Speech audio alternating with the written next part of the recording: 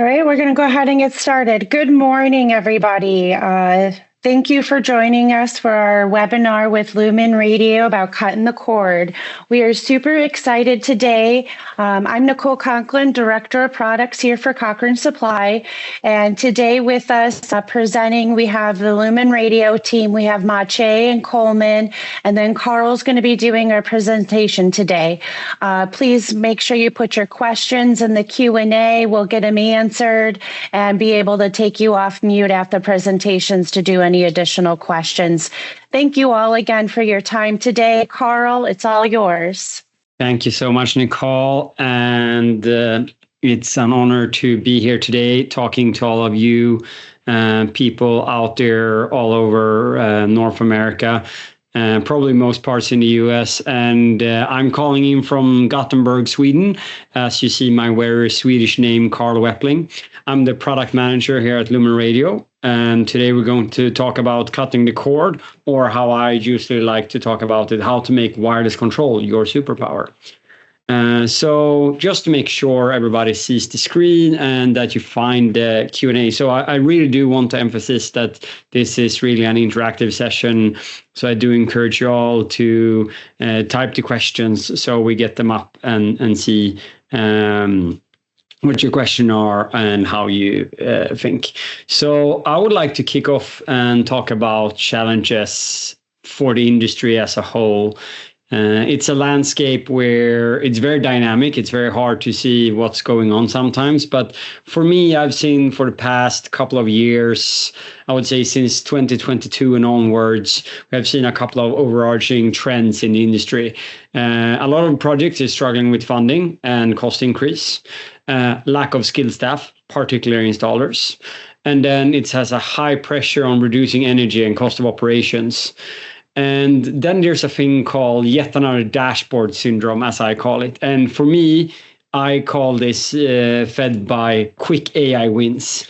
I don't know how about your feeds, but my feed have been fed with GPT-5 revolutionizing the world. At the end of the day, if you only have a temp sensor that is getting up on a dashboard and then you put an AI on it, it's very hard to do actual energy savings because something needs to turn the actuator. Someone needs to put that AC to 75 Fahrenheit instead of 71.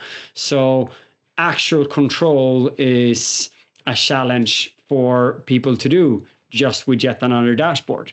So that's why I'm here today to talk about how can we realize some more potential in wireless control. But most part on everybody's mind is lack of skilled staff, particularly installers. How can we get more things done faster? And I hope we have a pretty neat solution for that. So I'm here today to talk about when and how does wireless make sense in building control and building automation. Who saves time and money in making wireless control their normal day-to-day workflow in daily projects? Why does this specific wireless solution from LumenRadio work compared to maybe previous versions of wireless you've tried in the past? And then some easy get started checklist. This is an intro webinar. Advanced stuff can come at a later stage, but please ask your questions and we dig into it. I would love to see some advanced scenario questions going on here as well. So how does wireless BACnet work? It's a pretty simple thing. And I mean, as Nicole put it, cutting the cord, it's about cutting the BACnet MSTP cord, getting rid of that cable. And this is just a visualization of how it could look like. You have your normal room controller, you have your normal rooftop unit optimizer or whatever I/O controller you have of your choice, and you have your building automation controller. And basically, we cut that cord between the building automation controller and the other BACnet devices in your building. And if needed, you can add repeaters as you wish. And it's all up to how your normal BACnet MSTP network looks like. The good point with our devices is that they are not BACnet devices, so they do not take up points or other license requiring stuff. We are literally the cable that you can get replaced. And Also worth knowing, it can be a bit scary in understanding, does my wireless work or not? At least you might have previous experiences where you have had some lack of faith because it was not working. In order to calm you in that, you have a very neat tool that is our Bluetooth app that is free and available on both Google Play Store and on App Store, where you, by a push on a button on the device, can actually see all of the devices in the network. You see how the network mesh, you see the signal strength, and you see which BACnet device is connected to which wireless device. You can also generate a report to send to the building owner or whoever you want to report your job to. Also good to know is that you get firmware updates through our mobile app for life. Again, we're trying to be a cable and replacing that cable, not having a complicated software as a service model where it's hard to understand the license model of it. You buy our stuff once and that's what you pay for it. That's the cable replacer. And then if we improve our product, you get that firmware update for life. And actually, we just released a new firmware update, which actually brings quite significant improvement to the wireless BACnet performance. And that got released literally this morning, Swedish time, in the mobile app. So by having the mobile app, you can upgrade your products for future-proofing them, basically. So now we heard a bit about what wireless BACnet is, but where is it used? And I will talk about 4 different examples for, commercial buildings, public buildings, and the buildings you might think about the most, which is heritage buildings. But then, of course, the jobs we're seeing, people are literally deploying it on every single job they have, which is rooftop units. We take that in the end. But to start with, the cost-efficient solution that saves up to 90% of the installation cost. This example is from Lakeway Resort in Austin, Texas. They had 40 fan coil units across 6 floors in this very nice hotel. And basically, they saved 90% in installation cost compared to pulling wires through this. And of course, they skipped a lot of tenant disturbance as well because they didn't have to drill through these very thick concrete walls. So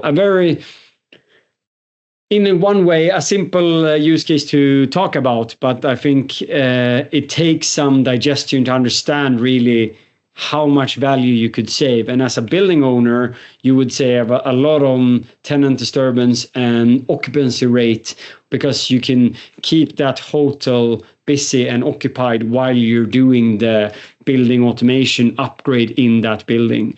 This is the same when you do office renovations, when you have offices where tenants move in and out, walls are getting moved, and it's very time consuming and costly to drill through new walls all the time. Even though it's just dry walls, it still takes a lot of time to do that. So having a flexible solution for those type of commercial buildings where you do those renovations once every 5 to 10 years makes a lot of sense, having a very cost effective solution for that. Moving on to other type, it's in a way same type of things because it's still BACnet MSTP, but it's another segment, which is school districts. We see a lot of school districts struggling with budgets, and it's mainly the cord price. So that's why we really want to cut the cord because installation cost is just skyrocketing on these projects. Usually schools have old buildings, not suited quite well for those building automation retrofits. And this is just an example from one school district in the Midwest. And I think for them, the power was that they could assign one building automation engineer to do the entire proof of concept for the zone chief of that school district, showing that, this could actually be deployed on every single retrofit in our school district.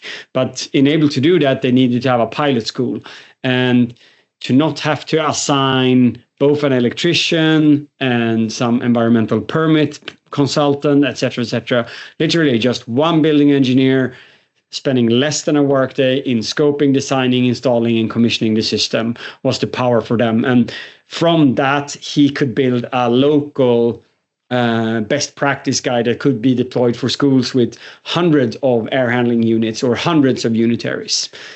I think it's also worth mentioning here that, sure, in this case, they had a Jace in this smaller building, but in many school districts, you don't even have a building automation controller in the smaller buildings on a larger campus. And to get across the street to that smaller campus could be a very good way of connecting all buildings on one campus for a school district. So that's also something we're seeing quite a lot, where people buy a BACnet router that converts from MSTP to IP and then put our gateway next to it. And then that building becomes wireless BACnet, and then that connects to the IP infrastructure back to the Jace in another building. Because running MSTP cables across the street will be very, very costly. I'm moving on to the next example, which is probably the most obvious example from a building type point of view. You have heritage buildings. We're talking town halls, museums, other types of stuff. Downtown Manhattan, you have a really beautiful skyscraper here on 26th Street. And here they actually used another wireless technology, which is LoRa sensors for temp sensing. But LoRa as a technology cannot mesh. So that means you have one LoRa gateway collecting a small part of the building and all those temp sensors. So they needed 15 gateways all across that building. And to get those LoRa values back to the building automation system in a useful way, they needed BACnet. So that's where we came in and provided them with a backbone network, which was the BACnet MSTP wireless BACnet network. And in this case, we needed 35 devices. So 20 repeaters we needed to spread across the entire building. So sure, we didn't have better range than LoRa, but we had on par performance with LoRa. But we needed repeaters in between to get all the way to the basement. But in that way, you could keep everything in one single network and get all of those points into the Jace in this case. So I think that just proves the value of having the combination of a really good wireless technology together with a meshing technique, which I will go in through what that is later on. Finally, which we're seeing all across the States, I call it a bit sloppily the suburban retail. It could be your, local branch of a bank. It could be your Walgreens. It could be your gas station. It could be your whatever Walmart type of style or shop you have. Or in this case, it was retail or residential building in New Jersey. But basically, you have rooftop units to provide air conditioning in the buildings, and you need to connect them. And pulling wire on roofs usually involves drilling hole through the roof, going under the roof, and then up again, and do that for every single rooftop unit.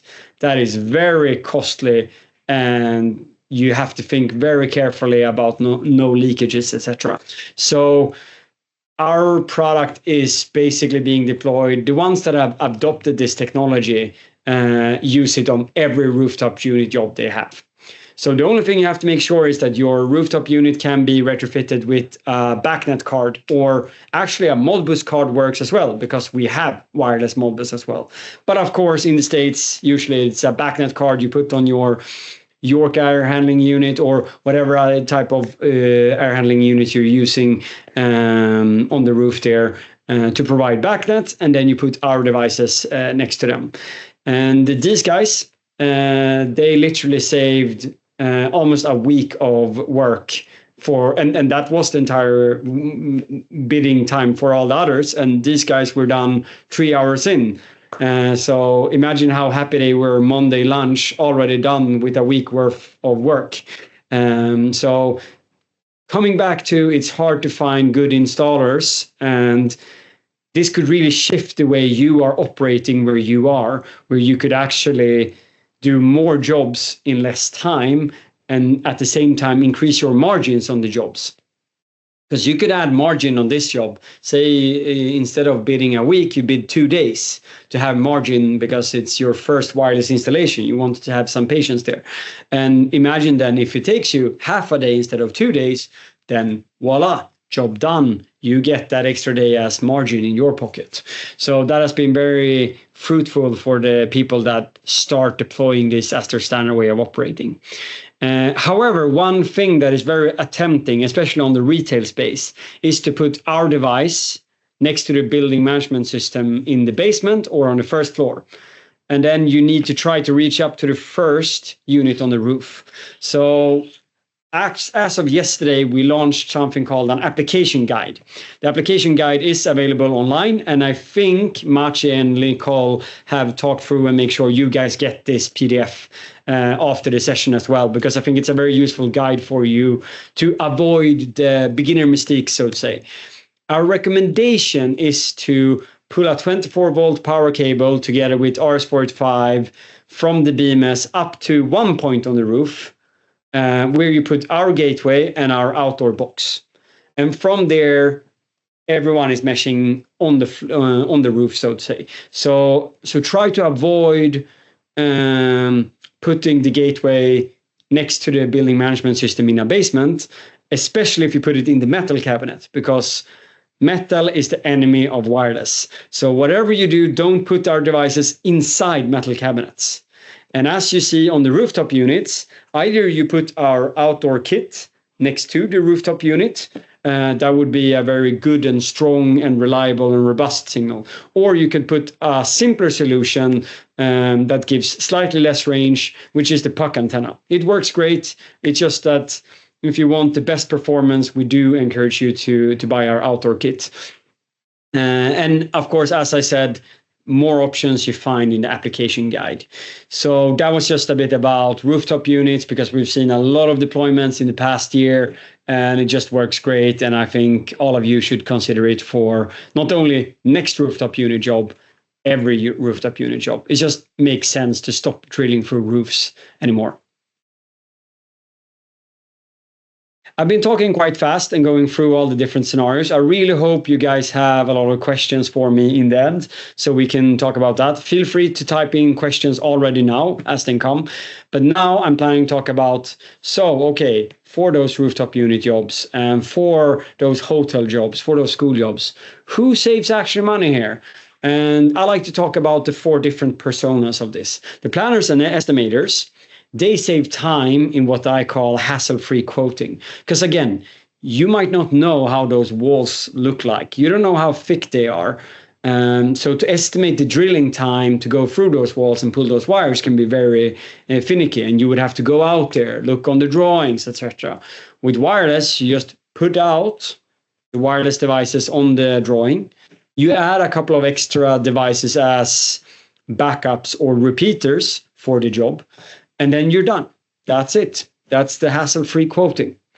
The installer, as I've already explained, 70% of the wiring time. In the hotel in Austin, it was 90% of the time.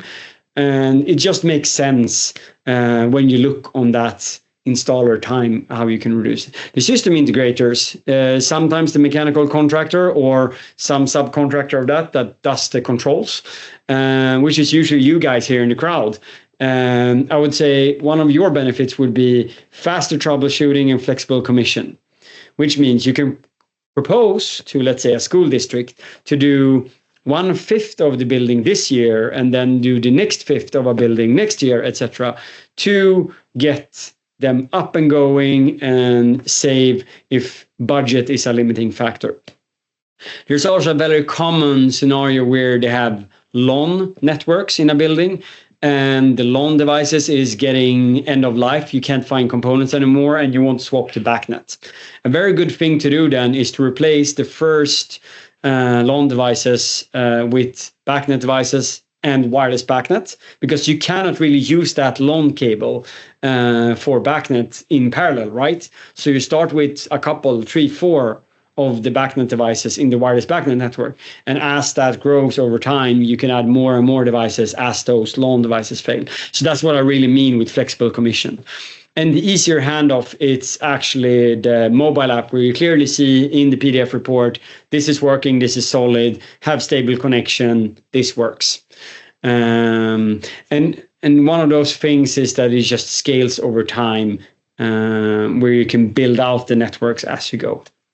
For the municipalities, property owners, you can really do more retrofit jobs with less money, basically, and enable smaller sites. You don't have to have a JACE in every building. You can bridge that with BACnet routers, or even we've seen multiple people using actually just MSTP from that JACE all the way back through multiple buildings across an entire university campus, for example. That requires some planning, and we highly recommend you to read the application guide for that. And again, this is where you see the entire picture, where the labor part gets reduced while you get some higher part cost, but you get a lot less in labor. So really look on the total spec sheet for that. All right, so now I've talked about everything else except our technology. So why can I claim that this is wireless without worries, and you could really cut the cord and doing it for every rooftop unit work and every hotel you're doing or every office building you're doing? So LumenRadio, we were founded 2008 in Gothenburg with an idea to really replace communication cables, especially for entertainment lighting and street lighting. That was the main goal in being, hence Lumen as light and radio for wireless technology. But the real breakthrough came for us at Coachella 2012 at that music festival, where they wanted to show, I can put my laser on here, they wanted all of these big luminaires to point at the main stage at the same time with a cable that is called DMX. It's also used in architecture lighting, so architainment lighting, you could call it. But that DMX cable would be impossible to run all across that Coachella festival area. So that's where they reach out to us. And at the same time, AT&T were offering free Wi-Fi to everyone. And of course, we as a product on 2.4 gigahertz, AT&T were very worried about we disturbing their Wi-Fi. And of course, they said if we are disturbing their Wi-Fi, they will sue us. So as a new small Swedish company, our CEO was a bit hesitant, but our founder and patent innovator, he said, no problem, this will work. And of course, that worked. And from there, we became the de facto standard in entertainment lighting, including Star Wars lightsabers from Star Wars 7 and onwards. I can talk more about that another day, but it's really truly been an amazing journey with Hollywood and all the entertainment lighting industries, where we now are the gold standard, and it's basically a de facto standard for wireless in entertainment lighting. So what was the secret sauce? Why did we not disturb AT&T's Wi-Fi? We have 4 things, which is our patented secret sauce. We have cognitive coexistence, which is a frequency hopping. Basically, think about it as 80 traffic lanes, and we're jumping lanes 100 times per second without you having to interact with it. So if you remember the good old days or the bad old days when you had to go back to a Zigbee site to change a Zigbee channel, that is gone. This is automatic, and it does 100 times per second, where we find which space is available in the spectrum all the time. And with that, we are allowed to send 10 times the radio output power in Europe. In the US, we could do even more than that. We're talking 20, 30, 40 times the output power with the right outdoor equipment. That's the key word here. So make sure to buy the good stuff to get the best output power. So our standard offering is 10 times the radio output power than Zigbee. And then with the external antennas in the outdoor kit, you could come above that in output power. Then, as I told you, comparison with LoRa, our technology is meshing between devices. And that is really a key when you want to get across an entire building or an entire campus, because that means you have one access point, one gateway, and then all the nodes help each other. And the more nodes you have, the stronger the network, the better the network. And the fourth and final part, it's an easy setup. I've talked about the mobile app, but you don't need it, actually. The mobile app is just an add-on. You don't need it at all. It's literally dip switches and LED lights. That's it.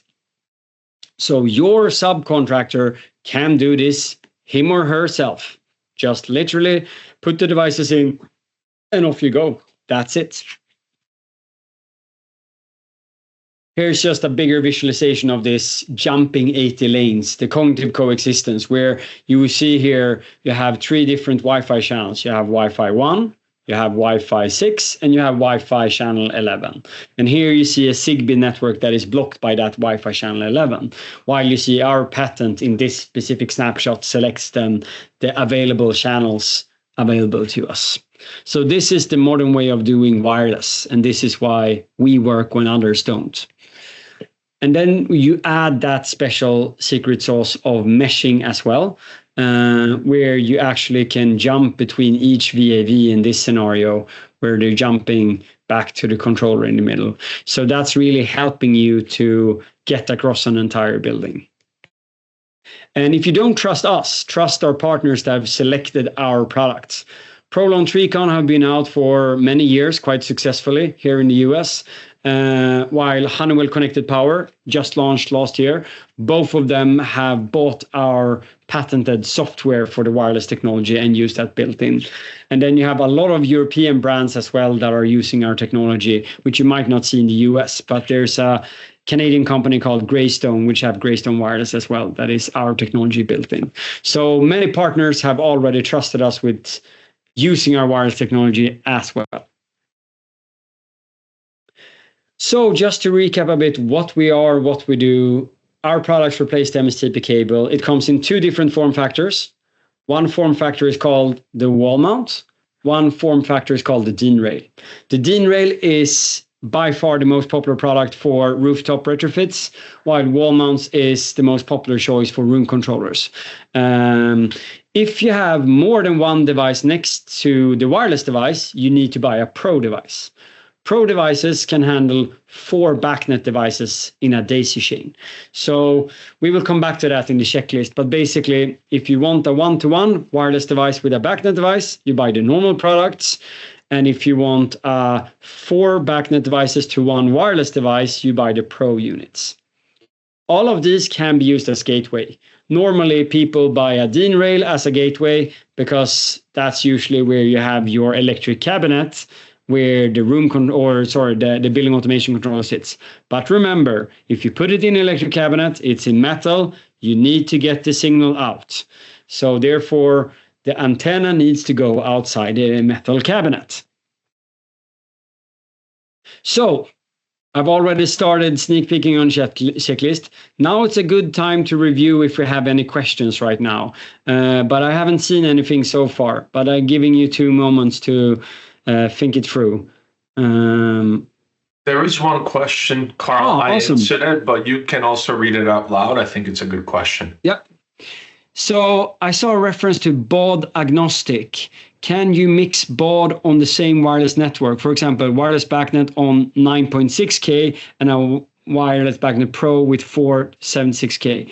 Chris, thank you so much for that question. And that is exactly how this works. So the cool thing with wireless and our technology is that baud rate is cable dependent. And when you remove the cable, you can make that local cable having a 1 speed and another local cable at another speed. So yes, if you have that weird boiler or weird rooftop unit that only speaks 9.6, you can have that on a very specific own local baud rate, and you can put all the others on 76.800. So very good question. Thank you for asking that, Chris. I do appreciate that. I see you got a... Yep. Sorry, you've got one more, and I think you're getting to it from David about BACnet IP. Exactly. So any plans to get into the BACnet IP side? Increasingly, contractors are switching to IP solutions, and usually the wireless options in the format are Wi-Fi based, which isn't always an option from the property owner's perspective. Definitely ran into the situation where a factory RTU chiller controller package arrived with a BACnet IP card, but the equipment is further than 100 meters limit away from the nearest IP switch. Exactly, and Ethernet cables have a limit in length. Typically, this turns into a situation where the factory card needs to be swapped to an MSTP option, which can be a pretty big delay on a project, and then you still need to run the cable to a different location, difficult location. David, thank you for highlighting this. I think it's a very interesting question. Right now, we are not developing an IP solution as of now. The main reason is our wireless stack wouldn't handle all the traffic IP generates extra. Because at the end of the day, that rooftop unit doesn't really have to communicate more information. But the OEMs that makes those cards love to send extra information over. And that would just overwhelm our wireless stack, and it will make your product feel for our wireless technology not being good. So that's the transparent reason why we're not developing BACnet IP on our current stack. Whatever we're doing in the future with future stacks, that might turn into BACnet IP. What we are looking into is to integrate the BACnet router with our gateway. So basically merging, let's say, a contemporary controls router that does IP to MSTP with our gateway. So that would mean that if you would have a BACnet IP RTU, you could put our future BACnet router that converts to MSTP, send that wirelessly over, and then of course it will be a quite slow speed because still BACnet IP generates more traffic. So as of now, I do recommend you to swap to MSTP cards for that RTU chiller and do wireless BACnet. I know it's painful and it takes time, but if you don't want delays, you can today actually already buy a BACnet router and our gateway, or use our device as a node for that. And convert that IP traffic into MSTP traffic. It requires you to fine-tune the network to get the right file transfer size, but you can do it today. So, I think, to be honest, it would be the fastest and most efficient solution. But I do really like that you're thinking about this, and we are too. We just want to make a product that makes you feel that wireless is reliable. And as of now, BACnet IP drives more traffic, which we wouldn't be able to handle on the backend side. Great. Two really good questions. I will jump into the checklist now. I have a question before you go. Perfect. What if I have a remote building, say across the parking lot or something, that I need to get some controls in, a warehouse or something like that? Do you guys, will the technology go across the parking lot, or like how far have you seen it go? Nicole, what an amazing question. I really like this because this is a normal use case. I mean, taking this example for David, I had one guy that had a chiller plant in a parking garage, and he had a very expensive Verizon Wi-Fi solution with a monthly subscription fee and everything to get that working. So, and then he heard about our technology and realized, oh crap, I can throw that 4G or 5G subscription out of the window now. So we do go across parking lots. The main challenge here is that if you put it too low in the parking lot, the cars, which is made out of metal, will block the signal. So there, the best solution there is to buy our outdoor kit, get the devices quite high up, and then they would easily go, I would say, 1,000, maybe even 1,500 feet without any issues. We do test our products line of sight, 500 meters. It says that in the quick start guide as well.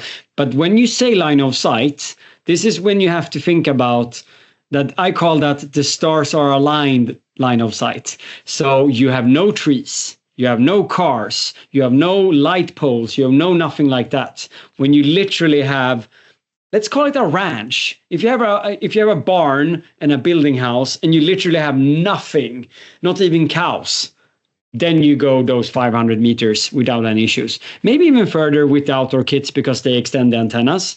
So you can go quite significant range with it, up to 1,000, 1,500 feet. Indoors, you're typically seeing something in the, higher tens, so up to 100 feet, but maybe 70 feet. We have seen cases where people put them inside metal cabinets. Well, there you are, then you're down to 10 feet. So it's your choice. If you have a boiler room with only metal and you need to get it out of there, put a repeater 10 to 20 feet away, and there you go. then you have a signal out of that boiler room. So we do everything, but don't expect it to be a silver bullet and go miles. So I think read the new application guide. It's a very good guide on wireless range and what you would expect and how you can treat a signal if you get poor signal. But typically we see, a couple of 100 feet outdoors and, 50, 70 feet indoors, depending on the layout. So I hope that answered your question. It did. Thank you. Awesome. And all three of these questions are sort of baked into the checklist. So we already spoiled the checklist with the questions, which is good. So questions about your control network. How big is the BACnet trunk? How far away are them from each other? And that's because my rule of thumb, don't do a BACnet trunk that is bigger than 25 BACnet devices. Historically, we have said 32, right, on a cable. With wireless, we add dynamic latency, which means that you will have some more room for devices to speak, which is why I'm reducing it from 32 to 25 devices. You can help that out by, let's say you have 3 unitaries very close to each other, then buy a pro unit and put a daisy chain to those 3 units, and that would help out the wireless network in that speed to get it faster, so to say. And again, also coming back to the control network, if you have one guy that speaks 9600, that guy needs its own wireless BACnet device where you set that local 9600. And then everyone else, if you don't set any baud rates on the nodes, they will get the baud rate from the gateway. But you can set local baud rate on every node if you want to. Then the location, as we talked about, indoors or outdoors. Outdoors, you can go longer distance. Don't put it inside metal cabinets. I cannot emphasize this enough. Do not put them inside metal cabinets. We have people doing this all the time. That's not the way to do it. Metal will reduce the signal massively. We're talking 10 feet instead of hundreds of feet. So that's the difference, really. And again, we do have accessories which make it easier for you to get outside of a metal cabinet. You just have to think about it before you're going on site. And if you're unsure, buy an extra wall mount and have it as a repeater somewhere. It only needs 24 volts. That's it. If you have 24 volts, you can add a repeater. And all devices can be repeaters. There are no special repeater device. And also worth knowing that we do have an Excel sheet on our webpage where you can sort of make ballpark estimations of how long distance you can go, depending on what type of wall it is. If it's a thick concrete wall or it's a thin dry wall, the distance will, of course, matter. As you saw the reference for Starlet Lay building, 2.3 million square feet, thick concrete building, that required 35 devices to cover the entire building in a very scarce network. I would have recommended them to have maybe 5 more repeaters to get a really strong signal. But again, they are only monitoring the network and not controlling that network. So for them, it really didn't matter if they lost signal for, let's say, 2 minutes. So that could really be the matter, depending on, are you monitoring or are you controlling? Controlling, you need a robust signal. This is all explained in our brand new application guide on lumenradio.com/support. You click on wireless BACnet, you go to wall mounted DIN-rail, and you find application guide. Nicole and Maciej will make sure you guys all get the PDF as well after this webinar, because I cannot highlight enough. It says some good points on how you fine-tune your BACnet network and how you plan wireless range. But I want to keep this webinar light and more of an introduction and get picking your brains on how you can use this. And then we do have a follow-up webinar. We haven't planned it yet, but I call it Master the Force of Wireless Control and Building Automation, where we go in depth of this application guide, how you fine-tune the BACnet network, how you fine-tune the wireless range, and so on. So I do really encourage you all to read the new application guide and figure out how to use this technology, because I do think when you realize the potential, you want to use this for every job. All right, ladies and gentlemen, that was it for me. Just want to highlight also, we do have something called the BACnet Evaluation Kit. And ask your local Cochrane branch for a quote. It compounds of one DIN rail and 2 wall mounts. It's a great starter kit. That was it for me. Thank you. That was fantastic. Thank you, Carl. It does look like we just had a question pop up. Perfect. I will check here. There we go. Is pairing done via the app? How do you keep channel network separate? Excellent question again, Chris. So the pairing is done with these dip switches. I can see this dip switch is the only one you have to touch. No mobile app required, no channel thing going on. This is everything. So when you put the dip switch in commissioning mode, all nodes that have not joined a network will join this one. And you see on the node when it have joined. When you've done the first network, you flip this dip switch into gateway. That means that the network gets locked, no more devices gets in, no more devices gets out. If the power is lost, the nodes that is already in will rejoin that network when the power comes up again. So when you have done a network and you've locked it into gateway secure mode, then you can start deploying next network.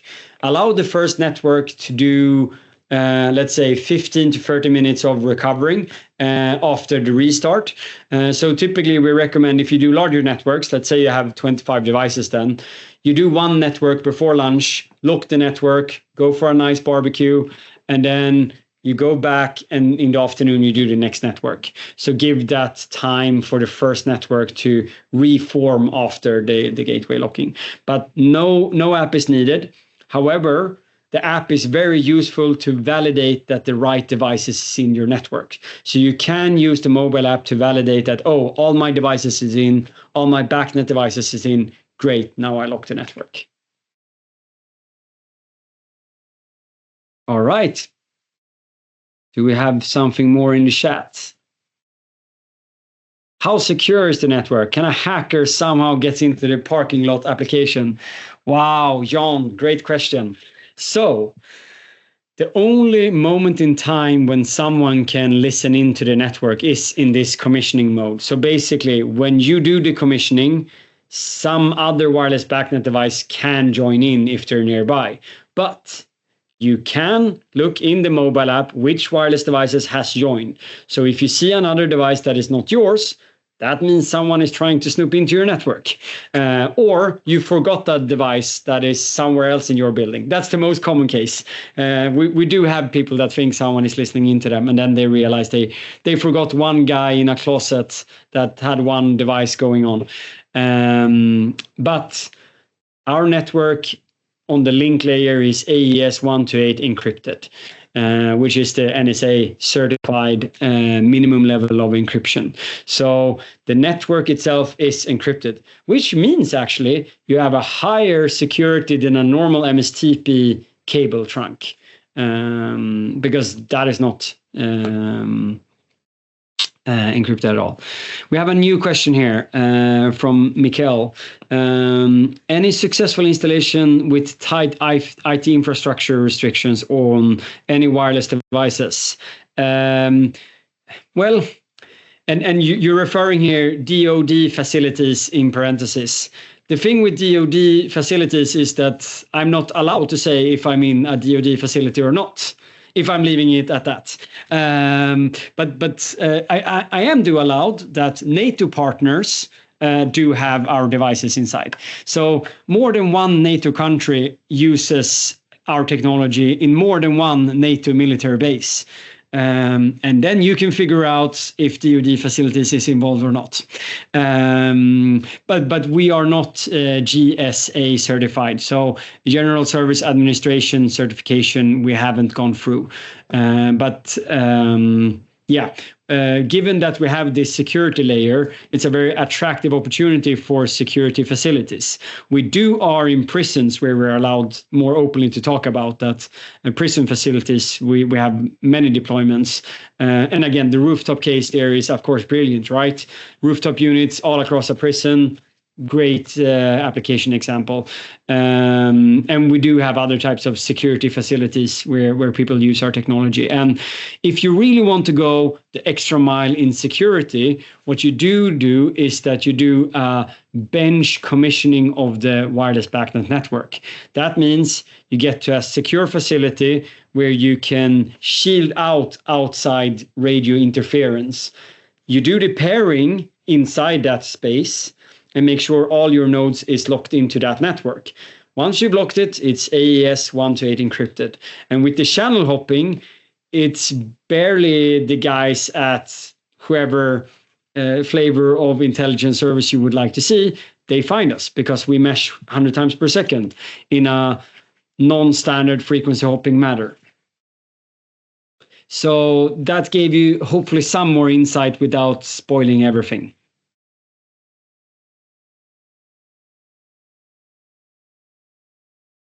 All right, I see we have a new question. Very good question. Chris asks, you mentioned AES 128, so is this BLE mesh? No, BLE mesh has only 3 channels available. I will show you. So BLE mesh has, give me a second. I will go to trying to find it now. Here, BLE mesh have one of these here, one of these here, and one of these here. They have 3 out of 83 channels available for them. We have the entire spectrum for us.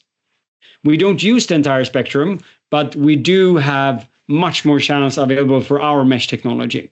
We do use the physical layer of Bluetooth, but we have our own encryption and we have our own channel hopping sequence, which is our secret sauce again. So BLE mesh, if you see that, they have only 3 channels available and they're only allowed to send at 10 dBm, which is 10 times lower output power than we have. So I would be very cautious in using BLE mesh technology in building automation projects. That was a small crash course into wireless, getting into the geeky stuff.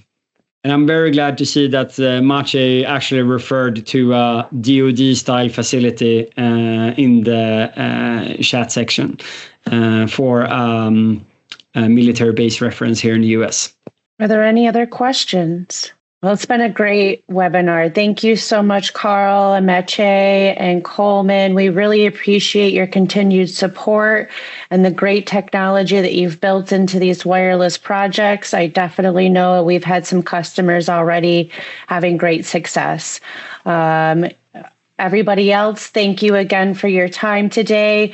Please let myself or your local sales rep know if you have any questions, quoting opportunities, or whatever you need to be successful.